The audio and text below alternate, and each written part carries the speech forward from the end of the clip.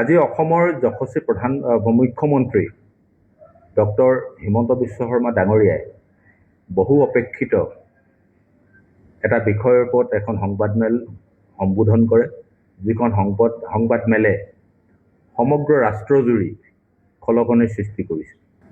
লোকসভাৰ বিৰোধী দলৰ উপদলপতি, যোৰহাট লোকসভা সমষ্টিৰ সাংসদ গৌৰৱ গগৈ ডাঙৰীয়াৰ আমাৰ বহিৰাষ্ট্ৰ পাকিস্তানৰ সৈতে যি সম্পৰ্ক, এই বিষয়ত বহুকেইটা দিশ মাননীয় মুখ্যমন্ত্ৰী ডাঙৰীয়াই তথ্য সহকাৰে আজি উদঙাই দিছে। আৰু ইয়াৰ পাছতেই সমগ্ৰ ৰাজ্যজুৰি ভাৰতীয় জনতা পাৰ্টীৰ সন্মানীয় কাৰ্যকৰ্তাসকলে আৰু অসমৰ ৰাইজে সমগ্ৰ ৰাজ্যজুৰি প্ৰতিবাদ সাব্যস্ত কৰিছে।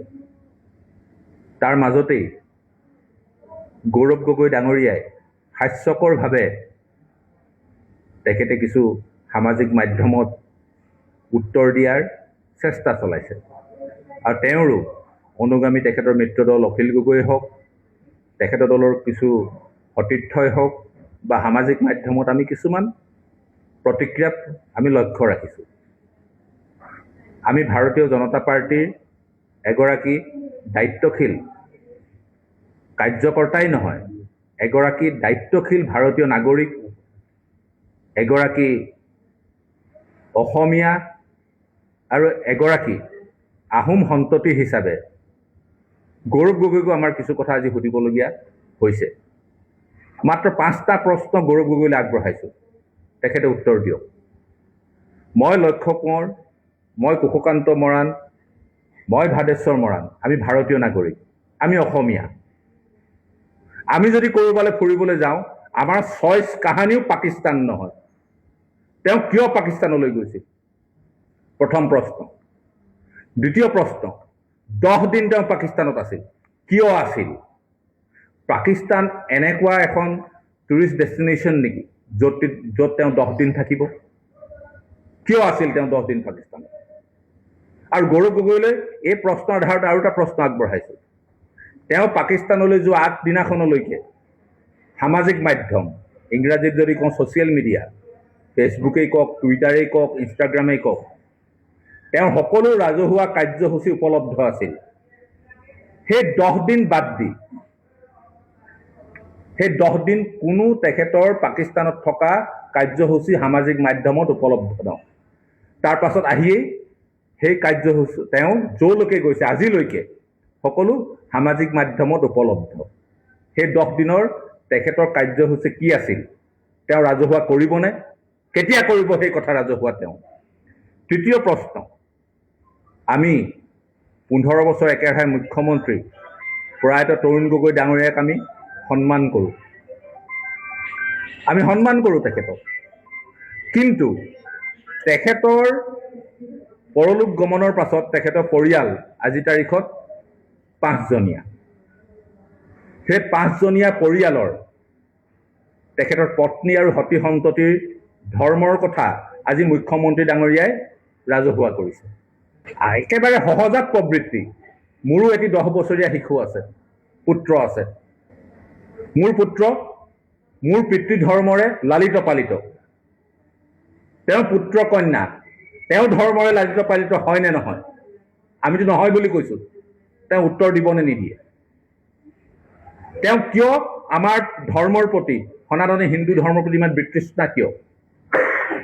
কি কাৰণত তেওঁ নিজৰ শিশু কন্যাক সনাতনী হিন্দু ধৰ্মৰ পৰা বঞ্চিত কৰিছে? এই প্ৰশ্নৰ উত্তৰ আমাক লাগিব। নালাগিলেহেঁতেন আজি তাৰিখত তেওঁ এটা দলৰ প্ৰদেশ সভাপতি আৰু তেওঁলোকৰ দলৰ মানুহে কয় তেওঁ মুখ্যমন্ত্ৰী পাতিব। সেইকাৰণে আমাক তাৰ উত্তৰ লাগে, এই উত্তৰ দিবই লাগিব। আৰু শেষৰটো প্ৰশ্ন, তেওঁ আহোম জনগোষ্ঠীৰ এগৰাকী সতী সন্ততি। তেওঁ নিজে সেই কথা ক্লেইম কৰে। গতিকে আহোম হিচাপে এই কথা কেতিয়াও আমি মানি ল'ব নোৱাৰোঁ। মই নিজে এগৰাকী আহোম সতী সন্ততি। পুলিন পুঠাওসকলৰ যি আদৰ্শ, সেই আদৰ্শক জলাঞ্জলি দিয়াটো আমি কেতিয়াও নিবিচাৰিম। আৰু আমি কেতিয়াবা সন্দেহ কৰিছিলোঁ গৌৰৱ গগৈৰ ওপৰত। যেতিয়া ডক্টৰ হিমন্ত বিশ্ব শৰ্মা ডাঙৰীয়াই মুখ্যমন্ত্ৰী কাৰ্যভাৰ লৈয়ে 400 বছৰীয়া লাচিত বৰফুকনৰ জন্ম জয়ন্তী লাচিত বৰফুকনক বিশ্ব দৰবাৰলৈ লৈ যোৱাৰ প্ৰচেষ্টা চলালে তাত তেওঁৰ সহযোগিতা নাছিল। লাচিতৰ প্ৰতিমূৰ্তি যেতিয়া যোৰহাটত স্থাপন হ'ল, প্ৰধানমন্ত্ৰী ডাঙৰীয়া আহিল, তাত তেওঁৰ সহযোগিতা নাছিল। তেওঁ নিজৰ সমষ্টিৰ ভিতৰত তেওঁ সাংসদ হোৱাৰ পাছত যেতিয়া চৰাইদেউ যে বিশ্ব ঐতিহ্য ক্ষেত্ৰ হিচাপে প্ৰতিষ্ঠা কৰাৰ বাবে মাননীয় মুখ্যমন্ত্ৰী ডাঙৰীয়াৰ প্ৰচেষ্টাও চলালে, সফলো হ'ল, স্বীকৃতিও পালে, তাত তেওঁৰ কোনো সহযোগিতা নাছিল, কোনো আদৰণি নাছিল, কোনো স্বাগতম নাছিল। আৰু যেতিয়া শেহতীয়াকৈ এখন আইনৰ যোগেদি চৰাইদেউত চাওলুং চুকাফা বিশ্ববিদ্যালয় প্ৰতিষ্ঠা কৰাৰ বাবে প্ৰস্তাৱ কৰা হ'ল বিধানসভাত, তাতো তেখেতৰ কোনো আদৰণিমূলক বক্তব্য নাহিল। গতিকে যিগৰাকী ব্যক্তিয়ে নিজৰ পুলিন পুথাৰ নিজৰ পূৰ্বপুৰুষৰ যেতিয়া তেওঁলোকৰ শৌৰ্য বীৰ্যৰ তেওঁলোকৰ ইতিহাসৰ কথা কোৱা হয়, তাত যেতিয়া তেখেতৰ আদৰণি নাথাকে, তাত যেতিয়া তেওঁৰ কোনো ধৰণৰ আন্তৰিকতা নাথাকে, তেওঁ সনাতনী ধৰ্ম বা তেখেতৰ পিতৃধৰ্ম বিসৰ্জন দিয়াৰ বাবে পুত্ৰ কন্যাক তেওঁ বাধ্য কৰালে। গতিকে এই গোটেই কথাখিনি আজিৰ তাৰিখত অসমৰ ৰাইজে বুজি পাইছে। তেওঁ যিটো ফ্লপ শ্ব'ৰ কথা কৈছে, কিহৰ ফ্লপ শ্ব'? এগৰাকী দায়িত্বশীল মুখ্যমন্ত্ৰী হিচাপে ডক্টৰ হিমন্ত বিশ্ব শৰ্মা ডাঙৰীয়াই এই কথাখিনি উদঙাই দিছে। আৰু উদঙাই দিয়াটো এগৰাকী ৰাজ্য প্ৰধানৰ দায়িত্ব। আৰু এইখিনি কথা যদি উদঙাই নিদিলেহেঁতেন, তেতিয়াহ'লে আমিও এগৰাকী দায়িত্বশীল কাৰ্যকৰ্তা হিচাপে মাননীয় মুখ্যমন্ত্ৰী ডাঙৰীয়াক আমি আবদাৰ ধৰিলোহেঁতেন, আপুনি কিয় লুকুৱাই ৰাখিলে। আজি ধন্যবাদ জনাইছোঁ ডক্টৰ হিমন্ত বিশ্ব শৰ্মা ডাঙৰীয়াক যে এই কথাখিনি অসমৰ ৰাইজৰ আগত তেখেতে উদঙাই দিলে। আমি গৌৰৱ গগৈ ডাঙৰীয়াক অনতি পলমে দায়িত্বশীল সকলো পদবীৰ পৰা পদত্যাগ কৰিবলৈ অনুৰোধ জনাইছোঁ। কাৰণ তেখেতে এতিয়ালৈকে কোনো কথাৰ তথ্য সহকাৰে কোনো উত্তৰ দিব নোৱাৰিলে। মাত্ৰ 5টা প্ৰশ্ন। এই 5টা প্ৰশ্নই যে এগৰাকী দায়িত্বশীল ভাৰতীয় নাগৰিক হিচাপে তেওঁ ফুৰিবলৈ যাবলৈ পাকিস্তানক কিয় তেওঁ বাছি ল'লে, প্ৰথম কথা। দ্বিতীয় কথা, তেওঁ কিয় 10 দিন যে আছিল, ক'ত আছিল, কিয় আছিল।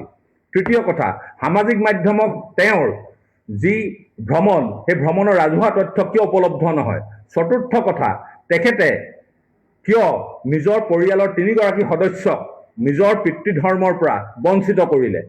পঞ্চম কথা, যে তেওঁ এগৰাকী আহোম সন্ততি হিচাপে নিজৰ পূৰ্বপুৰুষৰ শৌৰ্য বীৰ্যক বৰ্তমানৰ মুখ্যমন্ত্ৰী ডক্টৰ হিমন্ত বিশ্ব শৰ্মা ডাঙৰীয়াই যি ধৰণে প্ৰতিষ্ঠা কৰাত আহুপুৰুষাৰ্থ কৰিছে, তাত তেওঁৰ কিয় সমৰ্থন নাই। এই 5টা প্ৰশ্নৰ তেখেতে প্ৰথমতে উত্তৰ দিয়ক। Any Times 24/7.